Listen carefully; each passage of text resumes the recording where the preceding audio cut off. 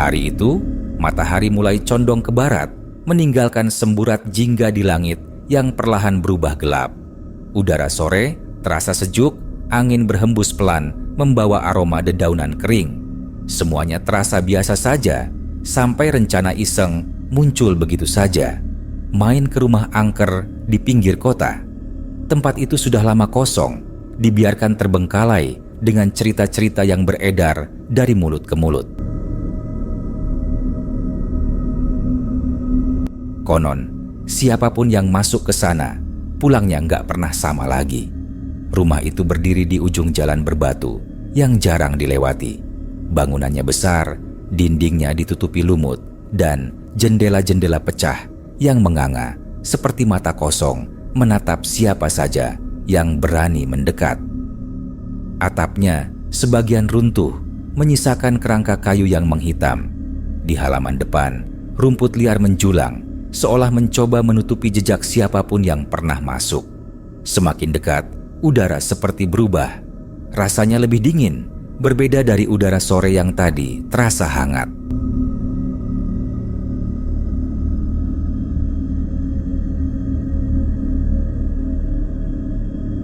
Langkah pertama, masuk ke halaman depan saja, sudah bikin bulu kuduk berdiri. Daun-daun kering bergesekan, mengeluarkan suara yang entah kenapa terdengar lebih nyaring dari biasanya. Pintu depan rumah itu setengah terbuka, berderit pelan saat disentuh. Aroma apek menyambut dari dalam, bercampur bau kayu lapuk dan sesuatu yang sulit dijelaskan, seperti bau tanah basah yang sudah lama terkubur.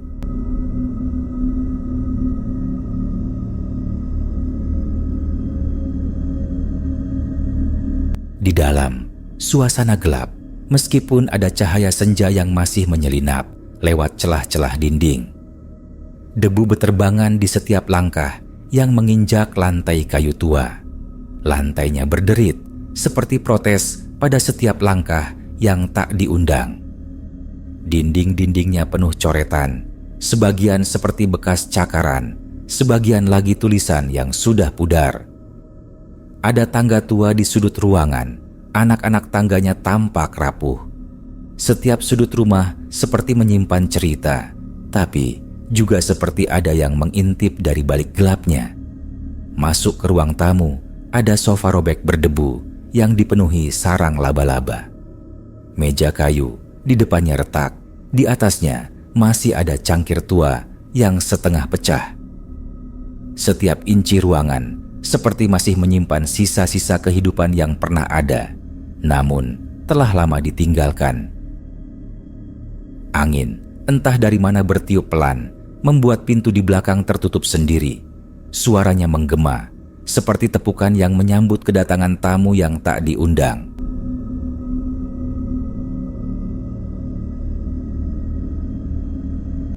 Di dapur, ada wastafel berkarat dengan keran yang menetes pelan. Setiap tetesan air terdengar begitu keras di keheningan itu. Lemari kayu di pojok ruangan terbuka sedikit, seolah mengundang untuk didekati. Di dalamnya, ada piring-piring pecah, sendok-sendok berkarat, dan sebuah boneka kecil dengan mata yang tinggal satu. Boneka itu miring, seolah sedang memperhatikan siapapun yang menatapnya terlalu lama.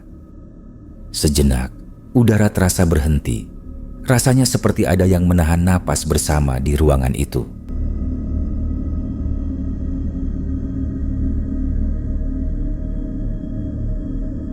Ada lorong gelap yang mengarah ke belakang rumah.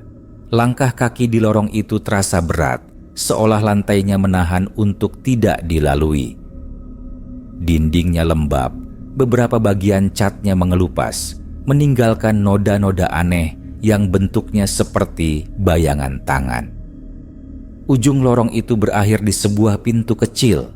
Di baliknya ternyata ada ruang bawah tanah. Udara di sini lebih dingin lagi. Napas berembus membentuk uap tipis meski ini bukan musim dingin. Tangga menuju ke bawah sempit. Setiap anak tangganya berdebu tebal. Bau tanah basah semakin kuat. Sampai di bawah, ada ruangan luas dengan dinding batu. Di tengahnya ada kursi kayu dengan tali yang sudah usang terikat di lengannya. Bekas-bekas goresan menghiasi lantai di sekitarnya, seperti ada yang pernah berusaha melepaskan diri dari sana.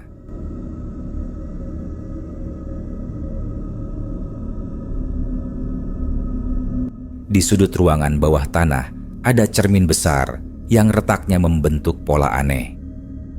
Refleksi di cermin itu nggak sepenuhnya sama dengan kenyataan. Bayangan di dalamnya seperti bergerak sedikit lebih lambat, kadang malah seperti menoleh sendiri saat tidak diperhatikan. Rasanya ada tarikan halus dari cermin itu, seperti mengundang untuk mendekat. Semakin lama menatap, semakin sulit berpaling. Udara makin sesak, seperti ada beban yang menekan dada.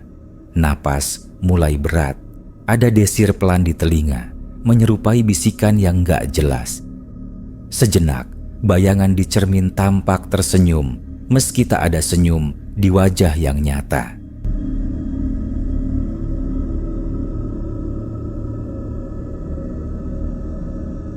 Keluar dari ruang bawah tanah, lorong itu terasa lebih panjang dari sebelumnya. Setiap langkah seperti nggak mendekatkan diri ke pintu keluar. Ruangan terasa berputar, seolah dinding-dindingnya bergerak menyesuaikan langkah.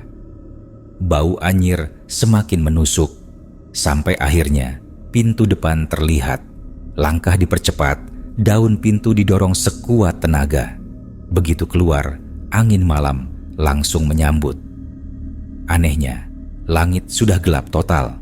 Seharusnya belum malam secepat ini.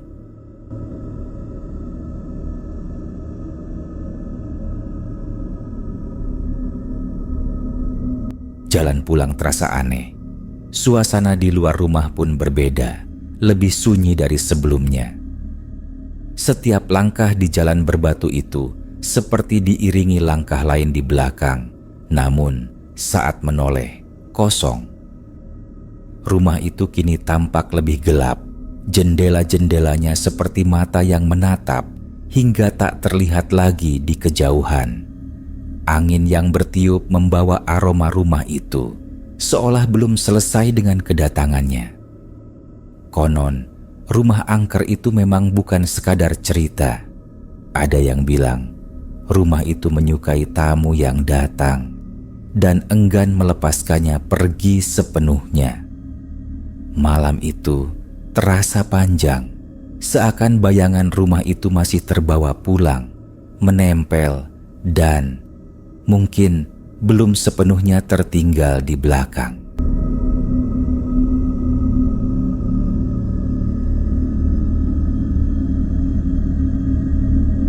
Dan entah kenapa, sampai di rumah, pintu kamar yang tadi tertutup kini terbuka sedikit, seolah ada yang ikut pulang.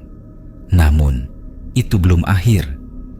Malam-malam berikutnya, ada suara langkah di lorong rumah, meski tak ada siapa-siapa. Televisi menyala sendiri, menampilkan gambar hitam putih dengan suara bisikan samar. Di cermin kamar, terkadang ada bayangan lain yang berdiri di belakang. Semakin mencoba mengabaikan, semakin dekat perasaan itu. Mimpi buruk datang tanpa henti. Mimpi tentang ruang bawah tanah, kursi kayu, dan cermin yang retak. Dan pada suatu malam, saat mata hampir terpejam, terdengar ketukan pelan di pintu. Tok, tok, tok. Udara terasa membeku, napas tertahan. Lalu, suara itu terdengar tepat di samping telinga. Sudah kubilang, jangan pulang sendirian. Sejak malam itu, hidup berubah. Setiap sudut rumah seperti memiliki mata. Suara-suara aneh semakin sering terdengar. Derap langkah tanpa wujud, ketukan dari dalam lemari, atau suara bisikan yang menyebut nama berulang-ulang. Puncaknya, suatu malam, cermin di kamar retak dengan sendirinya, membentuk pola yang sama seperti di ruang bawah tanah. Dari retakan itu, samar-samar muncul bayangan gelap yang perlahan menjulur keluar, menggapai-gapai seolah mencari sesuatu atau seseorang. Hari-hari berikutnya berubah menjadi teror tanpa akhir. Makanan basi sekejap, lampu padam tanpa sebab, dan bau anyir memenuhi rumah. Setiap tidur menjadi petualangan mimpi buruk yang seolah nyata. Kembali ke rumah angker, masuk ke ruang bawah tanah, duduk di kursi kayu itu, terikat dan hanya bisa menatap cermin yang kini memperlihatkan versi diri yang berbeda. Lebih pucat, mata kosong, dan senyum mengerikan. Hingga akhirnya, pada suatu pagi, semua berhenti. Sunyi, seperti tak ada yang pernah terjadi. Tapi, di meja ruang tamu ada sebuah foto lama. Foto rumah angker itu, dan di jendela lantai atas terlihat jelas sosok yang tersenyum lebar, mengenakan baju yang dipakai semalam. Bagaimana foto itu bisa ada di sana? Siapa yang meletakkannya? Semuanya menjadi misteri yang tak terjawab. Dan malam itu, sebelum tidur, sebuah pesan muncul di cermin yang kini bersih tanpa retakan. Main lagi besok? Rumah ini kangen. Kadang, beberapa tempat memang sebaiknya dibiarkan sendiri, karena sekali kamu masuk, mereka tidak pernah benar-benar membiarkanmu pergi.